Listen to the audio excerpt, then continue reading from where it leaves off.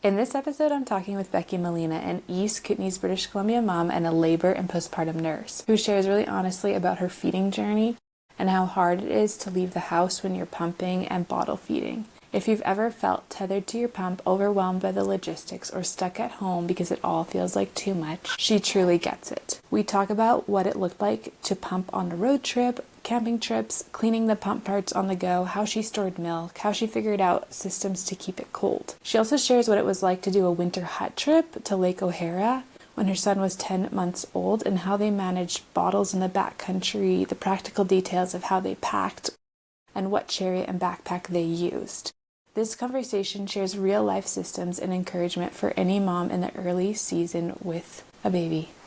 Welcome to Let's Go Outside, a podcast bringing moms together to chat about the raw, unfiltered reality of doing the exploring we love after having kids. No matter your comfort level of adventuring with the little ones, this is a space to have honest conversations about the real struggles of getting out the door with the kiddos. I'm Danica, a mama living in a small mountain town who's totally obsessed with healthy food and taking my kids outside every single day. I professionally guided backpacking trips in the Canadian Rockies, and I'm certified as a Leave No Trace instructor. On the show, you'll hear real experiences from other moms, plus tips on gear, trail snacks, and the best practices in the wilderness. Whether it's hiking, camping, backpacking, skiing, or traveling the world you want to do more of, this is your place to learn, find encouragement, and strip away any comparison. Come embrace both motherhood and the outdoors. Stick around. This is your place. Welcome to the Outdoor Mom Club.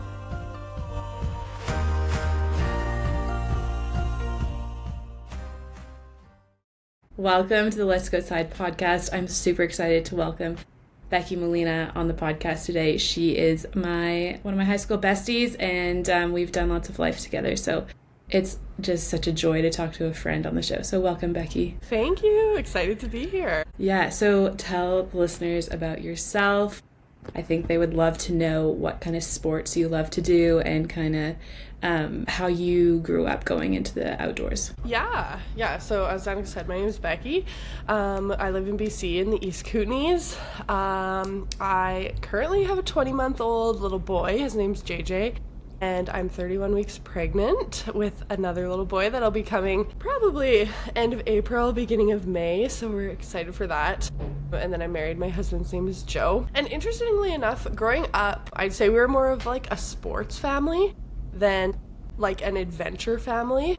I grew up doing not tons of organized sports, but like I played soccer competitively. I ski raced competitively. I'd say a lot of our time was very like scheduled, but mostly all outdoor stuff. And then as I grew up and kind of moved on from those organized sports, like graduated high school and whatnot, I was not lost, but I knew I needed to find something else to do kind of in my like young adult to adult life. And that's when I met my husband, and he was really into like hiking and outdoors, and then especially biking. So my family, we definitely did like a couple camping trips a year, and those were always really good memories. And some more typically like day hikes, I would say. We didn't do a ton of family backpacking trips.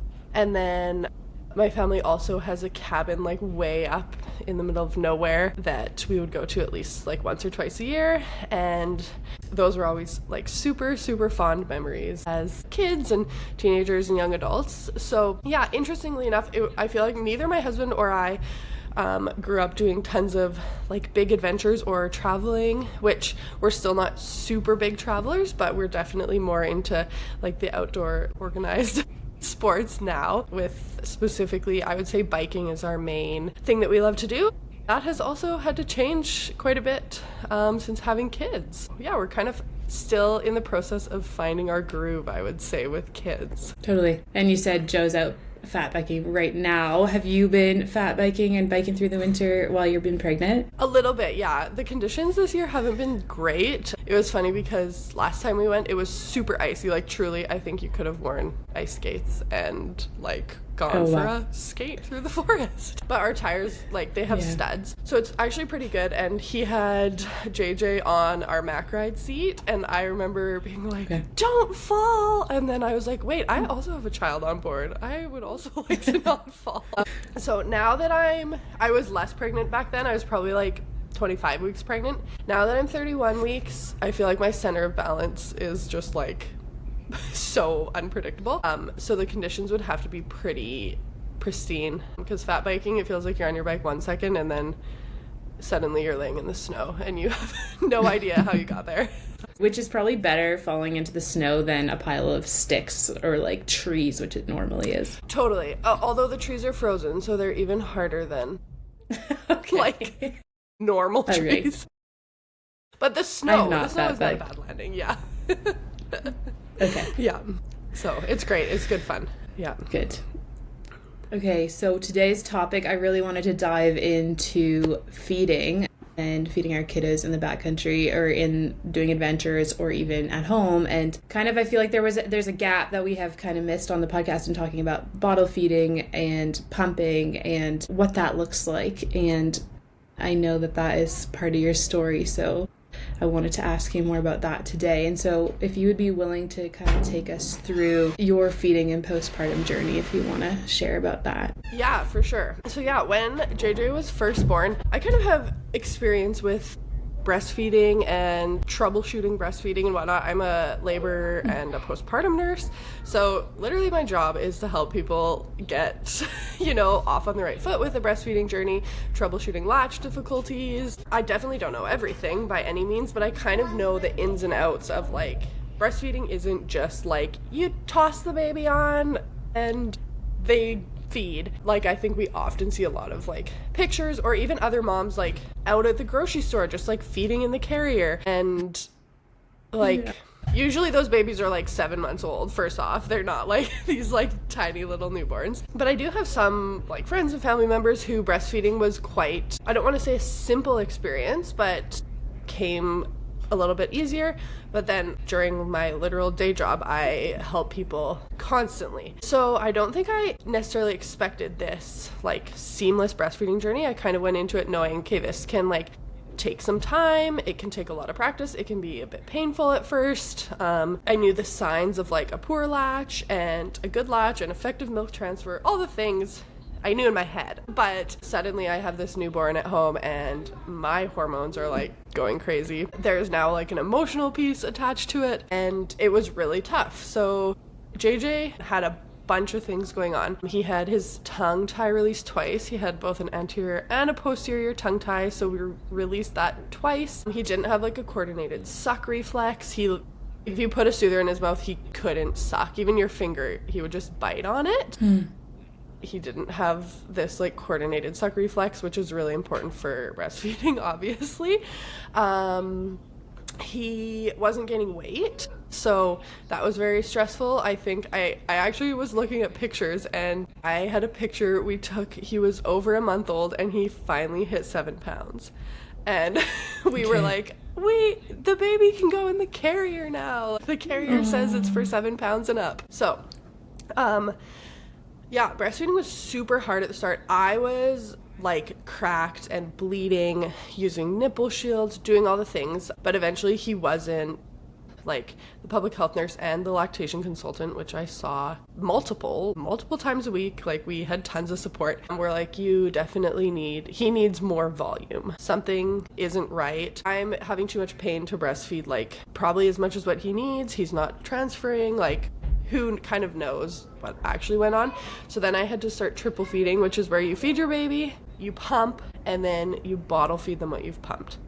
So needless to say, feeding takes like an hour. And when they're eating every 2 to 3 hours, that's like, it's just this never ending cycle of like, you're feeding, you're pumping, you're topping up your baby. So that I did for almost 2 months, I would say, which was really tough. I felt like stranded at home.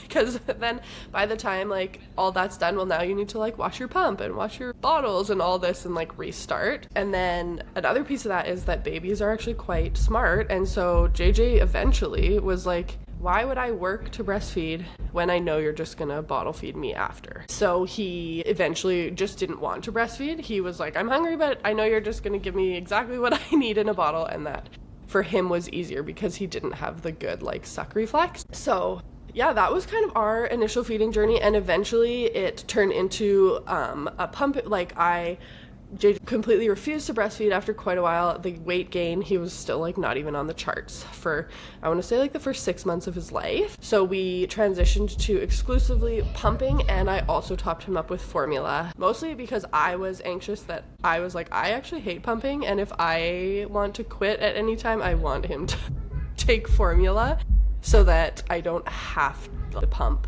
for an entire year if it doesn't feel feasible for my mental health or just like our lifestyle.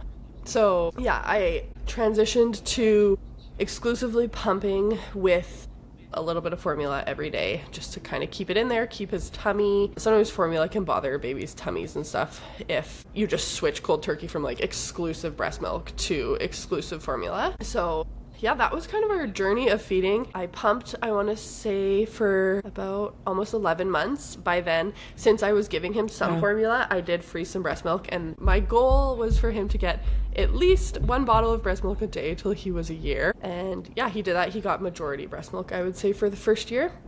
So an interesting feeding journey, not what I had planned, not super surprising in the fact that I knew breastfeeding wasn't always a seamless journey. But I think the most surprising piece for me was the emotional, like, I tell people at work all the time, if you need to use formula, it's okay. But then when it was me, it was much harder to be okay with that. And I also knew our lifestyle was like going to be difficult to maintain our lifestyle with bottle feeding and pumping. So yeah, I'd say that's kind of our journey that wasn't really a nutshell, but our long story journey. Okay, I have a few questions.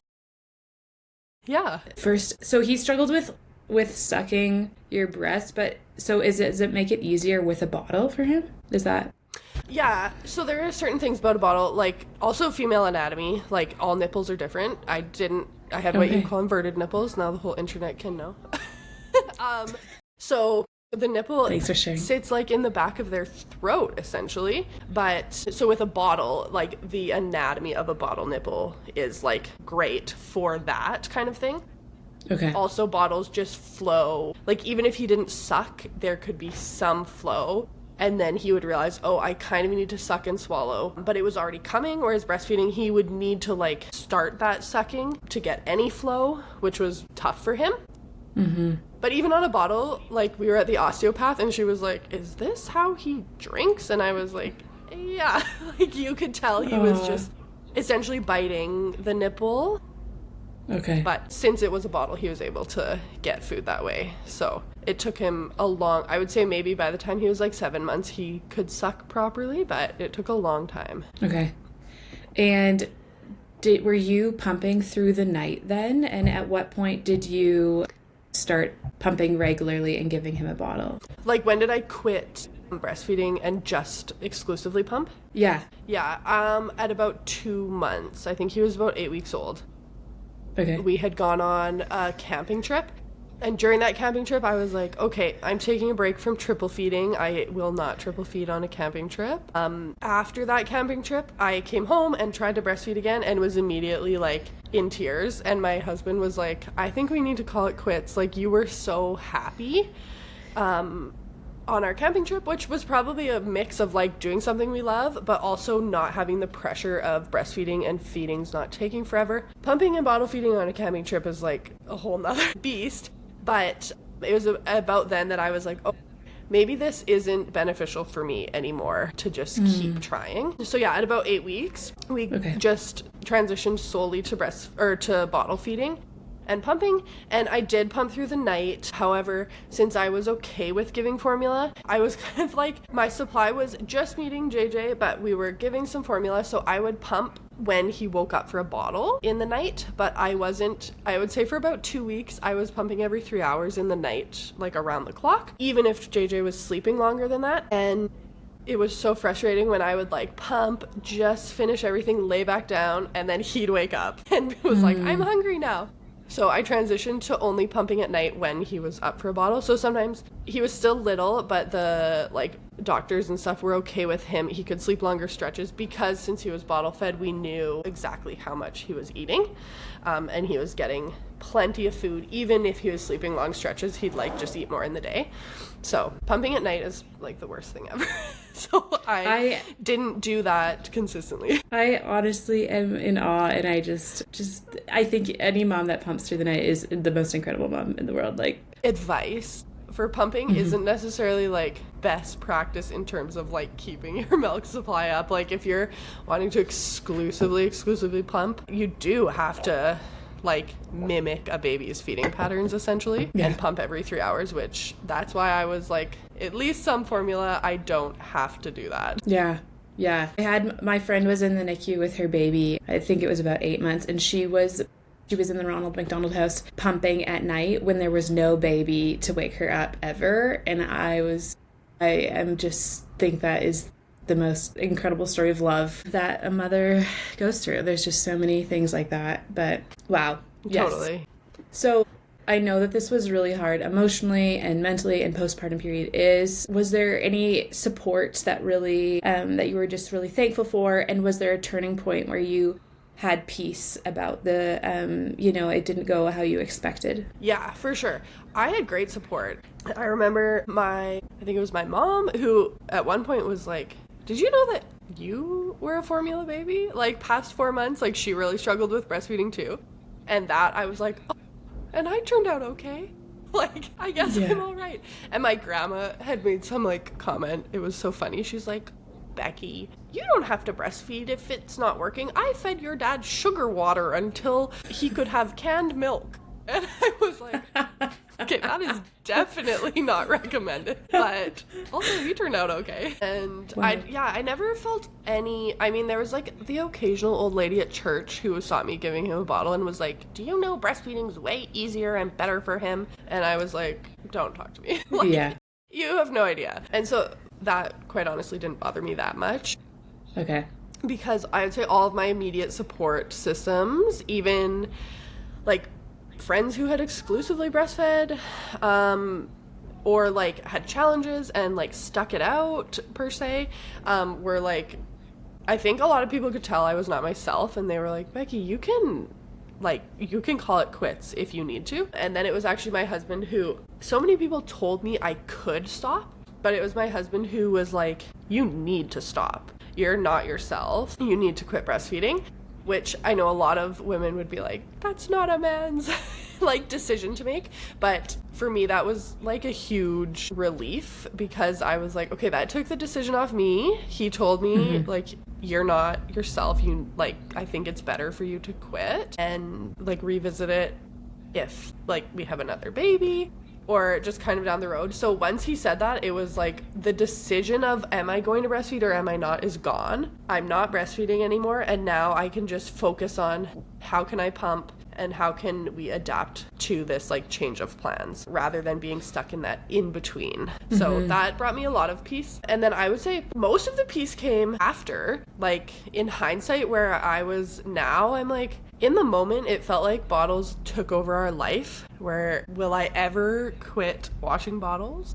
And having to think, how much formula should I bring? What if we're on a road trip and the highway closes and like we're stuck in the vehicle for overnight? Like all these what ifs, you kind of have to think about when you're not breastfeeding, because you can just run out of food for your baby. And it just felt consuming in the moment. And now I'm like, JJ's 20 months old. I weaned him from a bottle at like 13 months. I'm like, I haven't touched a bottle for 7 months, and like we survived and our life is great.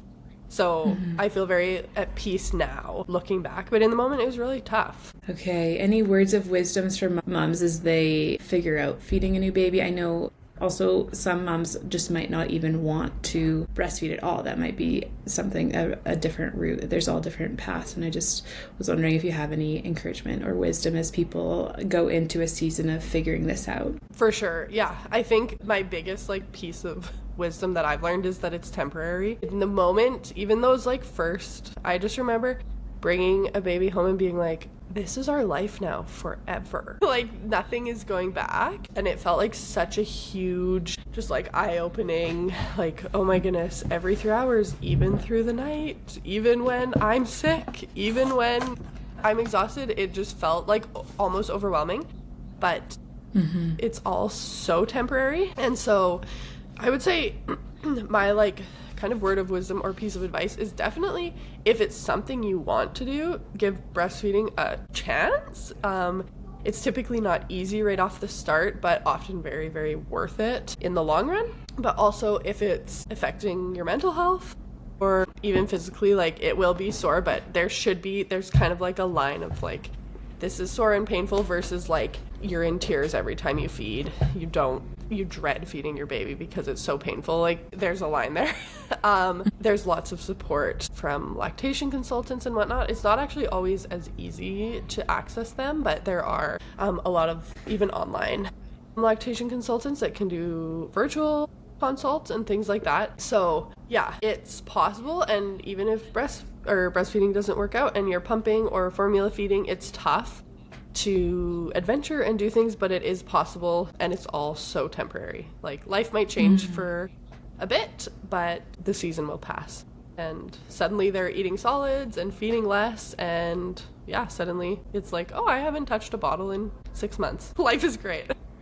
I remember when Koa was born, we had quite a hard time breastfeeding, and it was a little bit different because Koa was born the week the pandemic started, and we didn't feel like we had the support we needed. And I love that you can go into and be like, this is what was going on with JJ. And I was like, I have no idea still what went on with Koa, and it was tricky and hard. And eventually I did a phone consultation, and I'm so thankful for the friend that helps me do that. But still, I think it is just like such a lonely journey sometimes when you don't know who to reach out to or get that support. But I think just everyone reminding us that there is support, and asking a friend for that contact or whatever it's a good reminder, I think, because yeah, sometimes it's nerve-wracking to reach out for that. But the other point I wanted to say was, I remember when Koa was born and I was like, they tricked me. No one said that parenting was this hard. Like, no one told me how extremely hard this would be. And also, I was so bitter at everyone who was like, enjoy this season,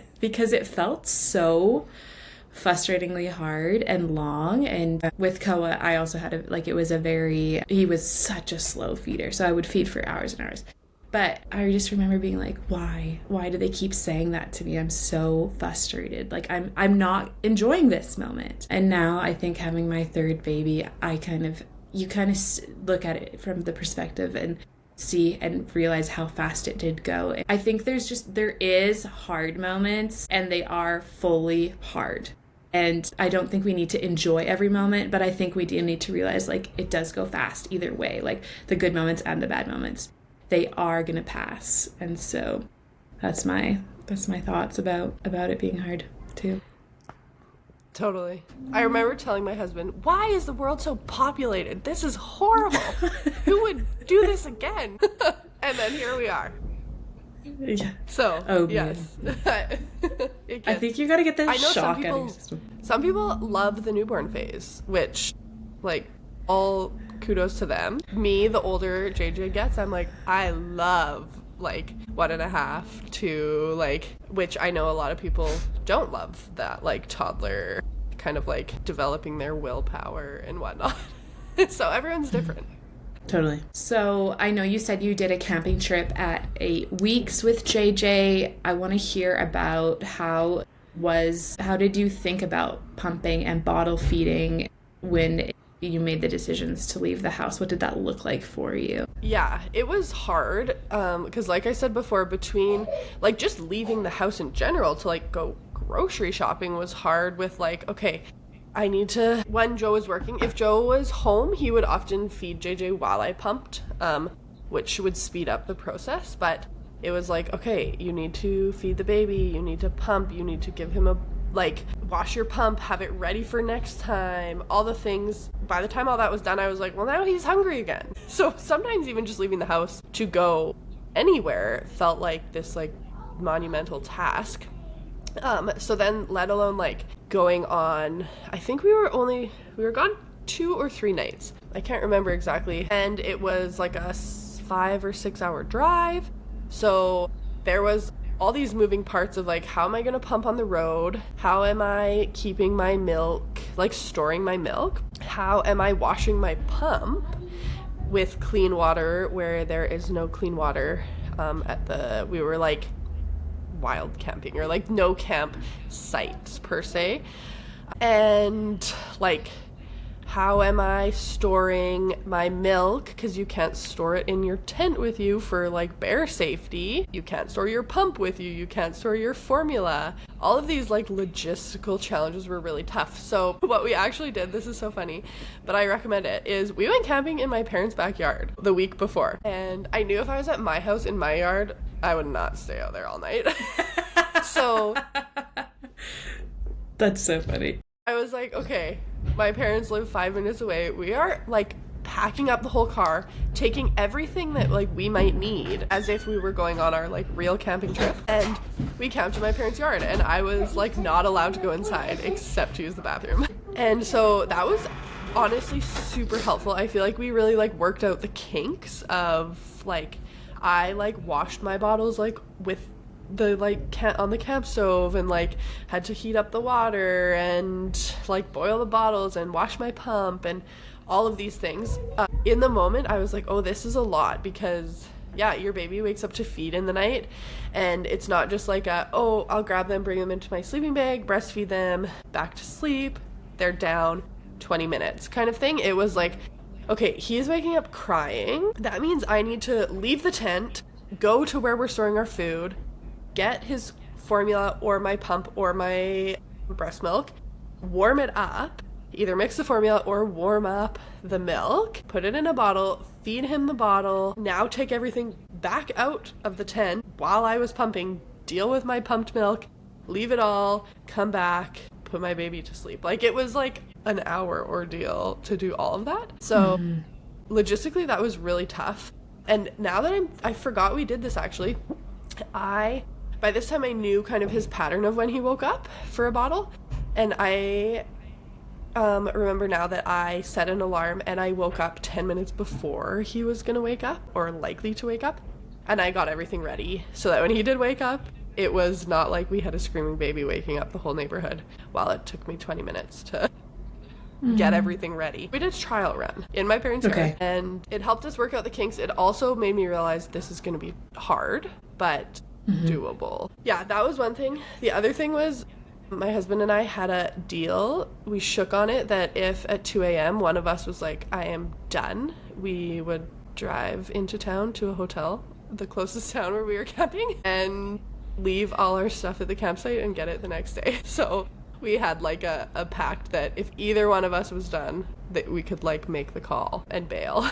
So we didn't have to do that though. So yeah, that was really tough, and that camping trip was really hard. I think, yeah, honestly, just the logistics between like not being like storing things in your tent and storing milk and washing pump parts and bottles was like the biggest just kind of like mind game of, yeah, how much water do we need? We need enough clean water to make formula, but we also need enough clean water to wash and boil bottles. Because one piece of this is JJ was born in May, so kind of the first 3 months of a baby's life is when they're most susceptible to like things need to be clean and whatnot. By the time he was like 9 months old and eating food off the floor, like I wasn't boiling bottles anymore or like sterilizing them, but in those first like few weeks, yeah, their tummies just aren't as like mature to like fight things off, so you have to be a bit more careful. Yeah, I think, thanks for sharing that. I think it's really helpful to like walk us through the the actual logistical details of that. I'm curious how you stored your milk, and I'm curious on your road trip how you were cleaning your pump. Yeah, so we had a cooler that was just like full of ice, and that's how I stored my milk. And I changed how I stored milk a little bit on the camping trip. If I was pumping close enough to when he was going to feed, I would just feed him that, like I would try and pump a little bit early and feed him that milk immediately to kind of avoid the storage piece of it. However, like in the morning, for example, I would pump significantly more than right before bed, and so I would have like like more than what he would eat. I would have to store that in the cooler, because then during his feedings, like before bed, I might not be pumping quite as much as what he was eating. And so yeah, for that we had a cooler, which we were car camping, so that was a little bit more simple. And then washing my pump, this kind of killed me a little bit because I didn't like fully know what I was using or trust it. Once a day I would fully wash my pump and like boil it on our camp stove to sterilize it. But in between those, you could get these like wipes that were pump washing, like pump and bottle wipes that supposedly, like, again, I'm like, I don't really know what I was using, but they cleaned the pump and then you just had to air dry them. Okay.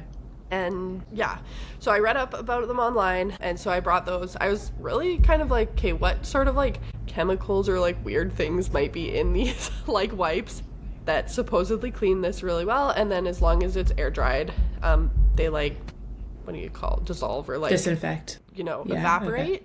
Oh yeah. But I was like, this is my baby's food, like what's... So I was a little hesitant, but he's healthy, and it ended up being okay. So I used those kind of in between. As my pumping journey went on, I started using what was called the fridge method, which I would have done maybe if he was a little bit older on this camping trip, which is I only washed my pump once a day and kept it in a bag, clean Ziploc bag in the fridge for the whole day. So as my pumping journey went on, I brought a cooler with me almost everywhere, and it was full of ice, and that was my fridge for the day. So I didn't wash my pump between every single feeding. But yeah, once a day I'd wash my pump and my bottles on the camp stove, which required, we had to bring so much water. Okay, yeah. Yeah. I feel like that's a huge hack right there, is storing it in a cold place, like taking your cooler with you. Totally. And that's like one of the things that I'm like, this is not medical advice, because I think they don't recommend that. But okay.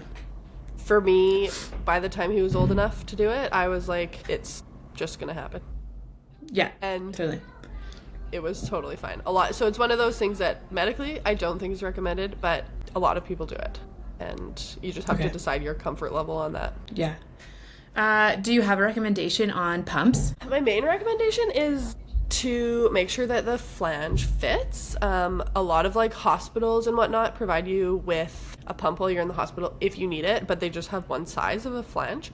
So to get a measuring tool, like a little caliper, is ideal, and to make sure the flange fits you properly, I would just look up online how to properly size that or see a lactation consultant. As per the pump, this is another kind of like hot take in the pumping world. People will say that a wall pump is better if you're exclusively pumping, which is where like it literally plugs into the wall and you like sit there and hold the pump on. I did not use one of those. I used only a hands-free wearable pump. I had two. I think I had to replace one under warranty because they're not typically meant to be like used every single day, or like 8 times a day, I should say.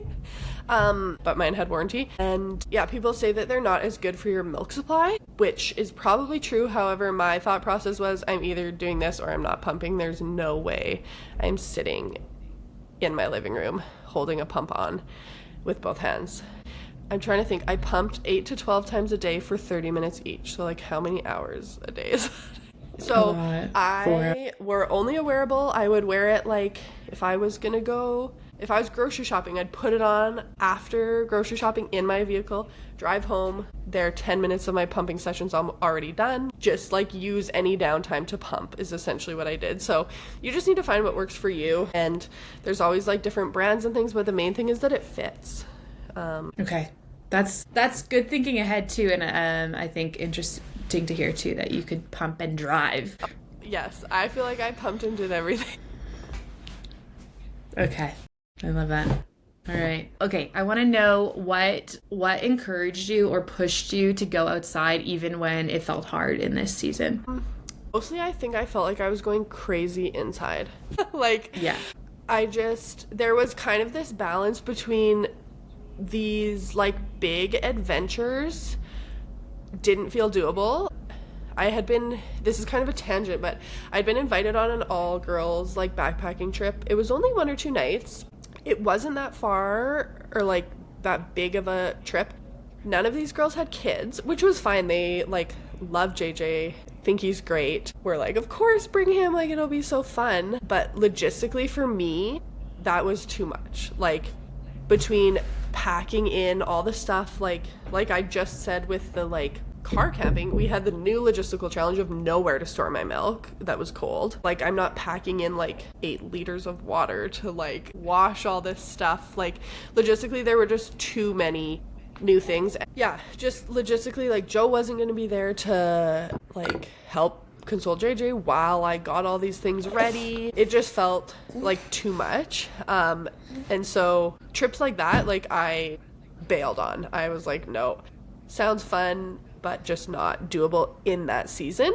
And so I just like pivoted for that time, and we did smaller, like 1 hour, kind of like fit in between when I was pumping. Didn't have to pack so much stuff. Yeah, so I think that pushed me to get outside more was like the mindset of it doesn't have to be exactly what I was doing before, and it doesn't have to be these grand adventures. Like, just going to the beach sometimes was enough of like a logistical challenge of how do I fit it in between naps and between pumping and all that. So basically, I think what pushed me to get outside was I was happier. Usually JJ was happier. It made the long days feel shorter. I mean, half of that is that, like, especially in the winter, it felt like it took me an hour to like dress a child just to get outside, and we'd go outside for an hour and I'm like, oh, the day is over. Yeah. Dad's off work. This is awesome. So, yeah, I would say my mental health needed to go outside, but also it needed to know that, like, it doesn't have to be anything huge. Just sometimes, like, playing out in the garden and, like, whatnot was, yeah, enough of an adventure for the day, and just being out in the fresh air was helpful. Yes. Mamas, if you've been around here for a while, you know I have a soft spot for brands that help us get outside more often, even when life feels chaotic. Wadler is one of those brands I've always admired. I'm super on board with their mission, empowering mamas to stay connected with nature in every season of motherhood. And when we're warm and comfortable, everything gets easier. Getting out the door, being present, and actually enjoying all the moments with our kids. Their All Phases fleece is smart and totally intentionally designed to be in your closet for years to come. It's made specifically for motherhood and designed to be fit before, during, and after pregnancy, nursing, and postpartum. The nursing access is subtle and genuinely life-changing for when you're feeding your baby mid-hike perched on a log. And the side zippers adapt to your growing belly. If you've been eyeing it, consider this your nudge. Wadler is offering 15% off with the code Let's Go Outside 15. Check out the All Phases fleece and let it support you in getting outside and connecting with what matters most in every season. Wanted to take a second, especially if you're new here, and say hi. I'm Danica. I'm certified in holistic nutrition, a mom of 3, and I run a healthy snack blog where I share simple recipes for active families. Lately, I've been messaging my community about snacks, and the same themes keep coming up. You want more protein and less sugar. You're exhausted from figuring it out week after week on what snacks should be. Again and again, I heard, I want to prep once and feel set for the week. And honestly, that's exactly what I've been doing in my own house for the last couple of years. Every time I prep this way, the week feels so much better. Mornings are smoother, afternoons are calmer, and I'm not constantly trying to figure out what to feed everyone. So from that system, I created a 4-week ebook that walks you through snack prepping in 1 block per week with nutrient-dense, protein-forward recipes that your kids can eat any time of day, such as breakfast on the go, packed into lunch boxes, or as a pick-me-up in the afternoon. If snack time needs to feel easier and more nourishing, you'll find the Snack Prep Pro ebook linked in the show notes. Was there moments where you felt like you could go outside without JJ, or like you chose to do like a solo adventure just to help your mental health? Do you feel like you were able to do that, or was it, I'm curious. Yeah, that's a good question. I don't think I did any overnighters. No, okay. Yeah. Because the logistics of the pumping still stayed, like storing the milk and whatnot. And because at that stage of pumping, it wasn't like I was coming home and breastfeeding. Like, the milk, I needed it.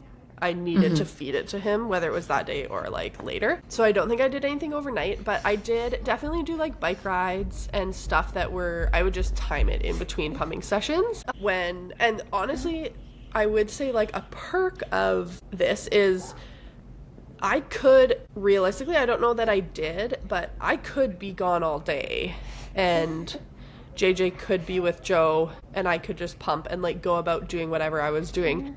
for the day because JJ was exclusively bottle fed by anybody. So that was kind of a perk of like, I didn't always have to be around or like be with JJ every 2 to 3 hours. Usually I was, just because like that's what momming is like. But I had the opportunity to like, okay, I'm going for a bike ride. We'll probably ride for 3 hours. So I'll pump on my way there, bring a cooler, store my milk and my pump in the cooler, ride my bike, pump on the way home from the bike ride. I didn't miss a pumping session, but I had a 3-hour bike ride. Oh, yeah. I thought you were going to say you brought the cooler. I was like, you are so hardcore. No. I was like, where are we going with this? Okay. Yeah. Yeah. On the podcast lately and just with this community, we've been talking about more systems to get outside, and, you know, getting out the door is really hard. And I'm curious if you have any practical systems or rhythms that you've found in that season or even now that you want to share. Yeah. So I'd say my first winter with JJ, most of our outside time was spent in the Chariot, whether that was like me going for runs or walks or cross-country skiing. We did so much of that. So we kind of had a system of what JJ wore every single time we went outside, and that was, he had Woolies base layers. Love those. Truly, we've invested in a set of those every year. I buy them big. They last the whole year, like summer through winter. They're like, we don't wear them on a daily basis because I don't want to wear them out, but we wear, I shouldn't say not a daily basis. We wear them outside almost every day, but then when we come in and he's like playing or eating, I'll take them off so they don't just get like totally shredded. So our system is just like, what he wears outside every day is the same as long as the temperature is somewhat the same. He has Woolies. He has typically a mech fleece set, or any fleece set. It doesn't have to be mech. That's just what we got hand-me-downs of. And then the biggest like MVP of getting outside, I feel like, has been our stroller bunting bag. It's like a mech down bag, and if he was in the stroller, he didn't need a snowsuit. Like, that for me was such a game changer of, and honestly, if it wasn't that cold out, I wouldn't even have to put him in his Woolies and everything. It was like, okay, you're wearing your sweatpants and your hoodie and you're going straight in the stroller in this, it's essentially a down sleeping bag, and he was so cozy in that all the time. So that for me was the system of like, I want to go for a walk. It takes us 5 minutes to get out the door, rather than wrestling you into like a mittens and snowsuit and boots and all these things. He didn't need any of that because he was in his sleeping bag. So that first winter, that was huge. We still use that this winter. This winter, the best thing I did after we had many fights outside about mittens was a lot of research on which mittens were good for kids, which actually didn't even matter because, as per usual toddler, he decided these random mitts that were like $2 from the dollar store and probably not even warm are like his holy grail, and he wears them inside all the time. Especially when he first got them, I like really hyped them up, and the first day we had them at home, he wore them inside for like 2 hours, and he just like, I have pictures of him like cooking in the kitchen with these mittens on that we were inside he didn't need, but he decided he loved them, and he just like practiced doing things with them on. And now I don't feel like we have like the mitten fight. I think next year will probably be more of a fight because he's like developing more of a will as he gets older. But yeah, practicing things inside has helped us. He wears, like, same with his ski boots, like he wears them around the house before we've even thought about going skiing. So just to like kind of get them used to their gear, because I feel bad for him. I'm like, this looks like a lot of work just to walk around in your whole snowsuit, let alone like play. That's good. Okay, so you said you researched mitts. Tell us what they were then. Or did you research that it was better to wear them? Because that is such a good hack, is to get them to love it in the house. I mean, I should, like, my kids loved goggles and helmets and just wore them around. I don't know what sport you can wear a helmet and goggles, maybe like kayaking. We'll get into that. JJ wears his helmet and sunglasses all the time for biking, and he wears them in the house too. The mitts that I found were likely the best from like talking to other moms and like researching online was the Stones ones, because they have like this huge cuff that just goes right over their jacket rather than trying to like fit it under. And there's like a drawstring at the top of the cuff, and then there's a drawstring around the wrist also. So to put them on, you just like open both drawstrings, put their hand in, the cuff goes like way up over top of their coat, and then you can do the drawstring at their wrist to like help keep it on, and then also do the drawstring at their elbow so that the cuff doesn't come down. So those are the ones that seem to like have the best kind of like parent reviews. However, clearly I didn't research well enough, because I bought them online and accidentally bought them for size like 3 to 5, so they're huge. So he didn't wear them this year, but we're set for next year. Like I said, his mitts of the year have been from the dollar store, and yeah, we haven't had a cold winter. I guess that's the perk of it. The takeaway. Yeah. So toddlers are like that. You like buy the most expensive thing and they end up not liking it, I feel like. I know. I think that's a lesson to like secondhand is perfect, you know? Yeah. Secondhand gear. Totally. Okay, so you did a hut trip. I want to hear about the highs and lows, I know, and then all the logistics. Go for it. Yeah, for sure. Last year we went to Elizabeth Parker Hut, which is a big, wonderful hut, Yoho, I think. And is that Lake we were O'Hara? invited by, actually, yeah, Lake O'Hara, yes. Okay, is that in okay. Yoho? I can't remember. Yeah. No. Yeah, Lake O'Hara. And JJ was, I want to say 10 months old.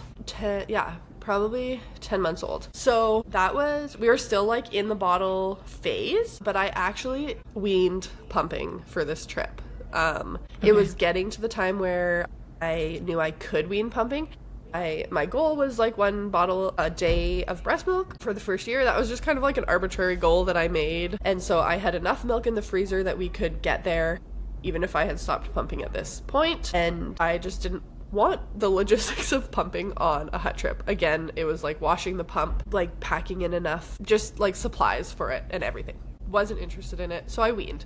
And it was good. I was happy to not have to think about pumping, but we did have to think about bottles still on this trip, and he was eating quite a lot less. Like, I think he was like a nighttime bottle, or like a before bed bottle, a morning bottle, and then the occasional, like if he woke up in the night, he would have a bottle.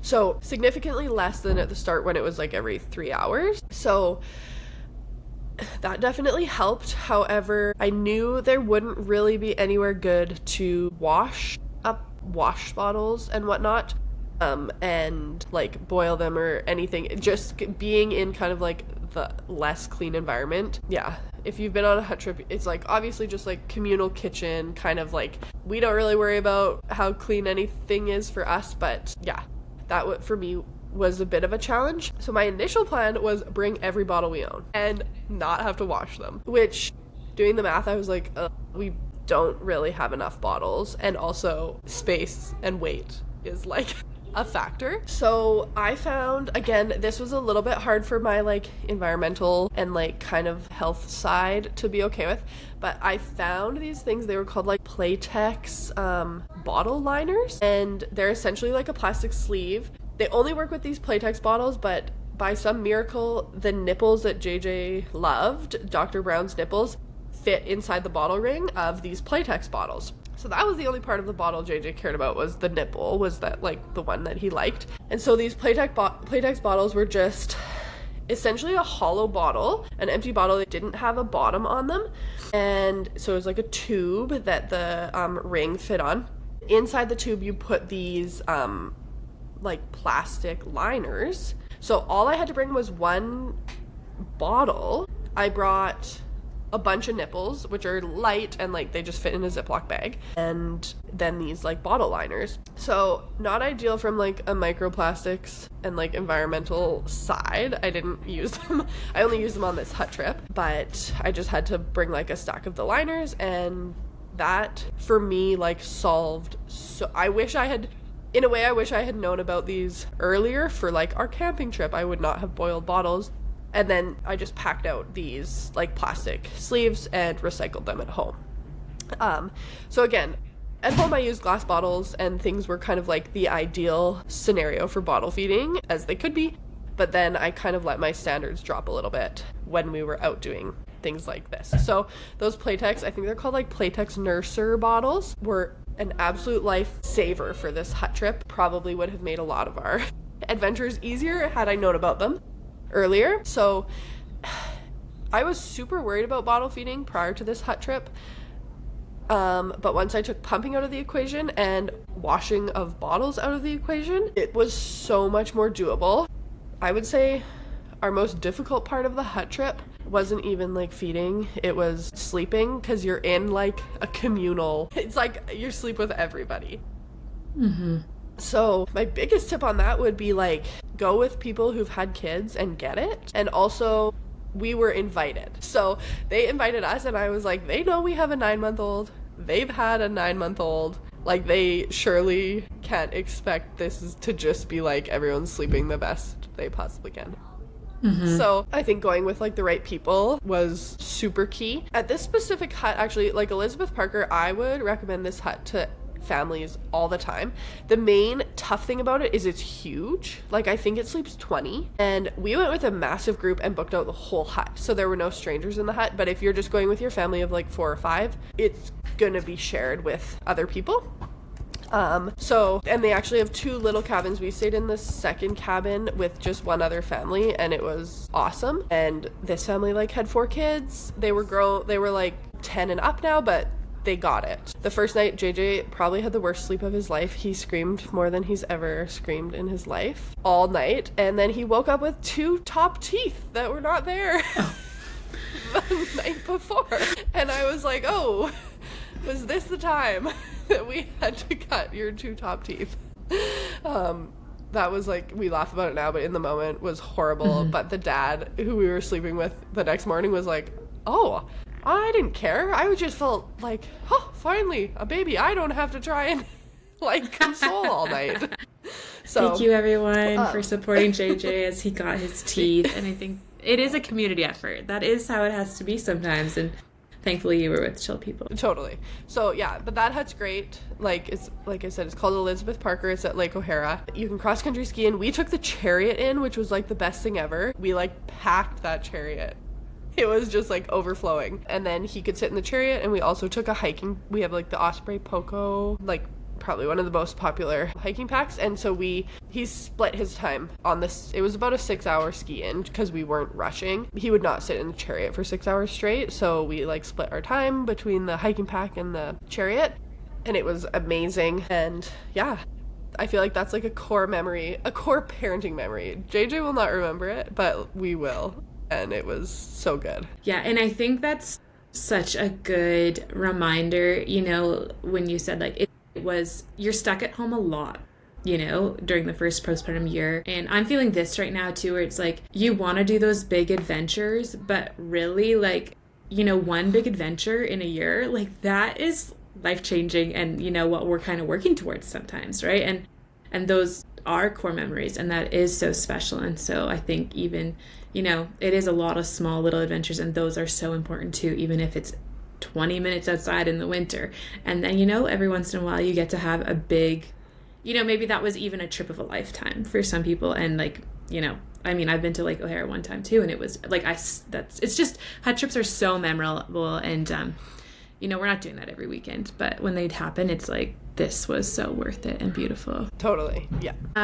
A couple questions of the logistics, because I've worked through a hut trip with another friend who had a baby. But first off, did you have a double Chariot to store gear in? And then I want to know, you mentioned the other day to me that the light Chariot is actually the best version for skiing with because it's actually lighter. So any thoughts around that? And then did one of you have the Osprey pack and the other one pull the Chariot? Is that kind of how it worked? And then someone had like, did Joe have a big bag with all your stuff in it? Curious about packing. Yeah, totally. So yes, we have a double Chariot. We just bought a double secondhand off Marketplace with JJ because I knew we'd want the storage, and I also figured we'd probably have a second kid at some point. So yeah, we had the double. He was like in his little muff bag, his stroller bunting. On one side, JJ was, and then the other side was just like packed with stuff. And there's like a back kind of basket on the back of the Chariot that we had. It was just, I forget, it's not super sturdy, so I think we put all like clean diapers, like, which are light obviously, and like bottle formula feeding JJ stuff I think went in the back piece. And then a lot of like our food and things like that were heavier went beside JJ inside the Chariot where the second person would sit. And yes, so the research I did, I believe you've had her on the podcast before, actually, Backcountry Mom on Instagram. She did like a deep dive into the Chariot, like different models. So yeah, the light, I guess if you're doing a lot of like skiing, like adventures that you want really lightweight, a single light Chariot would be your best bet because it's lightweight. However, you do miss out on the storage component to some extent. And also the seat recline component is not in the light version. And we use that a lot with cross-country skiing with JJ. We almost always have him reclined, especially at a younger age, because there's some like head bob with cross-country skiing that happens just with how the pulling like mechanism works. And so we would almost always have him reclined so that he wasn't like flopping into his neck as much. So if weight is your biggest, like a single light Chariot is going to be your best bet. For us, we knew that skiing might happen sometimes, but our main thing was going to be like more just like using it as like an off-road stroller type thing and wanting kind of the more robust components. So we went with the Chariot Cross, which is like the midline. Good. Yeah. So but Backcountry Mom truly breaks them down amazingly. So if you're like debating between them, go to her Instagram and check those out. And then in terms of, the hiking pack. So what we did was, it started out where Joe had JJ in the Chariot. I had like a full-size like hiking, like 60-liter pack on, which had a ton of, I forget how we split up the packing, but like it was just full, as if like it would be if you were going on a normal hut trip. JJ was in the Chariot, and the rest of the Chariot was full. And then our Osprey Poco collapses really well. And so we actually had that on top of the Chariot. We had the Chariot handle folded up, and we had the Poco on top of that, bungee strapped onto the Chariot. So nobody was wearing it. Okay. And then the person carrying the Chariot had a smaller, I think like 30-liter backpack, which had all our food. It essentially had our gear for like the ski in, like easily accessible in that backpack. And then when JJ came out of the Chariot, obviously he was in the hiking pack, so that wasn't riding on top of the Chariot anymore. We unfolded that, he was in there. And then the big like 60-liter pack that was the heaviest went in the Chariot instead of JJ. Yeah. Then someone was still having to pull a heavy Chariot then. They were still just wearing their small backpack, and then the other person wore JJ in the hiking pack. And we actually, this is like also a bit of a hot take, we bought the newest Osprey Poco. It's the Poco Premium. It had, I want to say it has 40 liters of storage, like on top of carrying a kid, which was huge. I tried on all these ones from Marketplace and they hurt my back super, super bad. And then, so I was kind of annoyed that, of course, this year, like, literally, Osprey had just released a new Poco. It was, like, in the local to us. We went and tried it on, and I was like, oh, of course, they changed, like, the full mechanism of it, and it was so comfy. But I was like, I did not plan on, like, buying a brand new carrier when usually we would buy things like that, like, off Marketplace for a good deal. But it was something that we splurged on, and in the end, now in hindsight, I'm so glad we did. We love it. I never,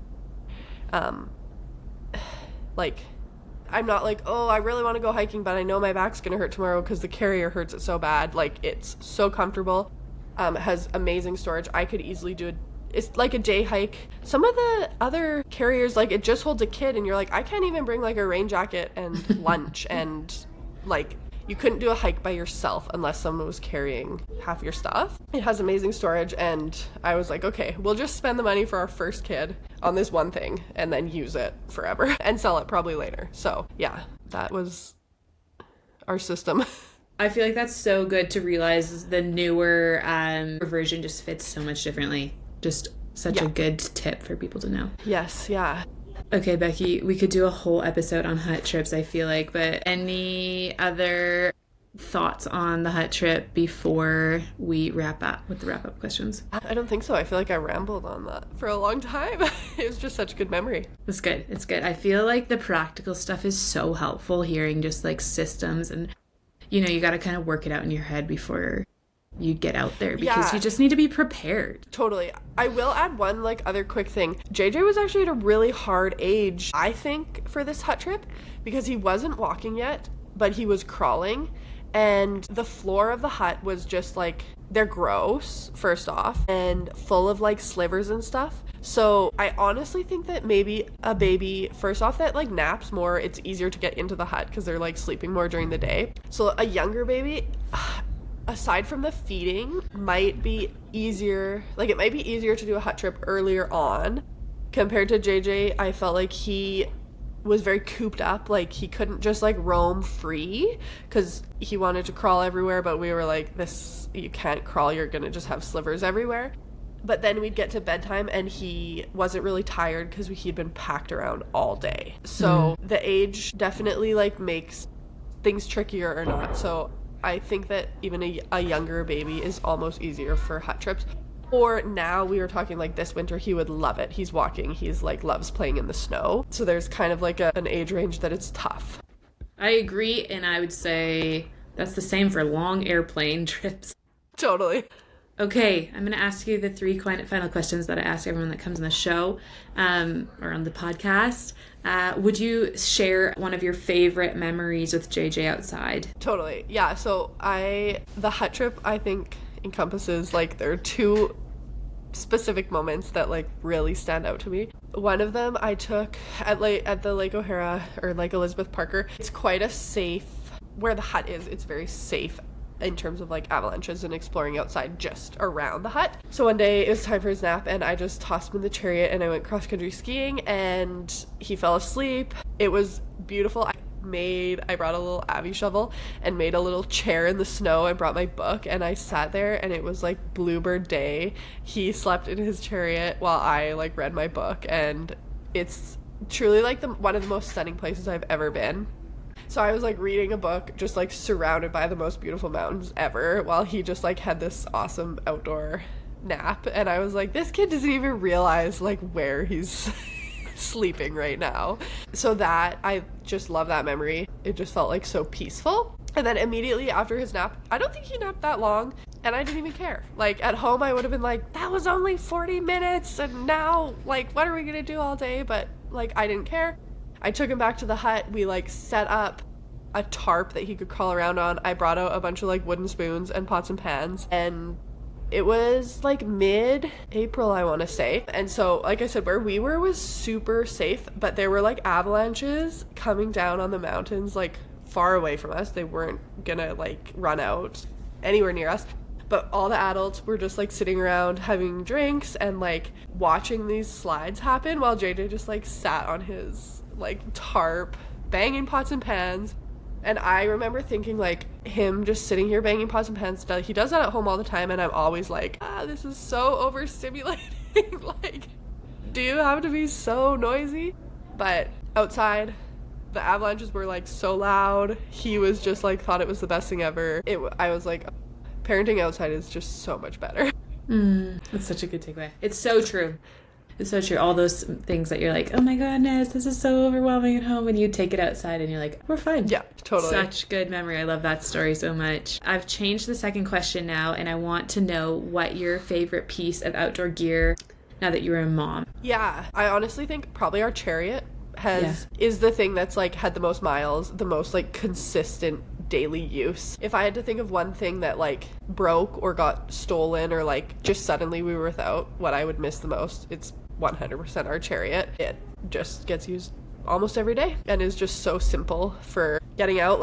I have it packed with in the back little pouch, I have a diaper, a little Ziploc with a few wipes, a pouch, snack pouch, some Cheerios, basically just anything that we would need if we were out for a walk. I don't have to pack all those things up every time we go. It just lives in the Chariot. So that's great. The other thing that we just did, actually, after we went for a walk with you, Danica, we went back to the forest the next day and we put the skis on the Chariot in the back and then a wheel in the front, which I have never seen anyone do before, and it worked so well for like snowy walks because the wheels were sinking too much, but the front wheel was fine, and then the skis were like great. So that's like a little hack that we just learned. Maybe people do that all the time, but I'd never thought of it. So yeah, our Chariot is number one, and then a close runner-up is our Mack Ride bike seat. I think everyone knows about the Shotgun, which is another great product. Mack Ride is like a smaller company that the seat's a little bit of a different shape, and the kid actually sits quite a bit lower than the Shotgun in front of you, and it's cheaper. We went with the Mack Ride and love it. JJ's riding it right now as I record this. So if your kid's getting to that kind of age of they're out of like a bucket seat, which there isn't great options of bucket seats for kids on bikes. So I want to say JJ started riding his Mack Ride at like 14 months, which is probably a little earlier than is recommended, but we were just chill with it. So that's, yeah, a close second, because again, it's so quick, easy, you just throw them on. So good. So good. Okay, Becky, if anyone has questions for you or wants to follow along, do you want to share where we can connect with you? Yes, my Instagram is Becky Molina 9. I'm not super active at posting on there, but maybe I should be more. We're kind of at a crossroads of deciding if we're sharing JJ online or not. That's so fair. Which is just like a classic, just current debate I think a lot of parents are having. I will say I don't post a ton on there, and maybe I'll get back to it more, but I'm on there, and if you can message me anytime, especially with like feeding or pumping questions. I feel like I've talked to so many moms about it. So yeah, my DMs are always open, and I will also be back in that season of, I'll give breastfeeding a go, but if not, I feel like I've got my systems down this time, and so message me anytime and we'll probably be in it together. And as we close out, when we were walking last week, you just shared about writing a letter to yourself. Do you want to share about that? Oh, yes. Yeah. So I feel like my breastfeeding journey last time was such an emotional, like, roller coaster that this time I started seeing a counselor who specializes in pre and postnatal mental health during my pregnancy, and she suggested writing myself a letter, giving myself permission on this feeding journey to not breastfeed and not pump if it isn't, like, if it's affecting my mental health in a negative way. Because I think it's easy for me to say right now, if breastfeeding doesn't go well, I'm just going to switch to formula and I'll be okay with it. Pumping was really, like, I felt like pumping was kind of the, like, I don't want to say the dark cloud. Pumping made everything really tough for getting outside. I think I don't want to, for people who've had breastfeeding journeys, I don't want to say breastfeeding is easy, because it's not by any means, but it can add a level of simplicity once you've like got it down pat for these types of things. So I felt like breastfeeding would have been like my number one pick. Formula feeding and bottle feeding adds a layer that is tough but doable, but then adding pumping on top of it is like a whole extra layer. So I'm currently in the process of writing myself like a permission letter that if pumping is not, like, if breastfeeding isn't going well and pumping feels like too much, that I'm allowed to quit. And my baby will still be healthy even if he gets mainly formula. So yeah, so good. That's my homework right now that I'm working on. Such a good note and encouragement to close out on, just knowing your baby's going to be okay. Thank you so much for coming on, Becky, and I think this will be super helpful for a lot of people. Thank you for having me. If you enjoyed this episode, would you please take a moment to leave a rating and a review? It honestly really helps the podcast grow to more people so that they can find it, and it's a free way that you can love on me. It honestly means more than you know, and I would just be so grateful if you could take a moment to do this so that more outdoor mothers could find the podcast. Don't forget, everything that we mentioned is in the show notes, from gear recommendations to trail recommendations to where to travel. So check that out, and we will be chatting so soon. We drop an episode every first and third Tuesday of the month.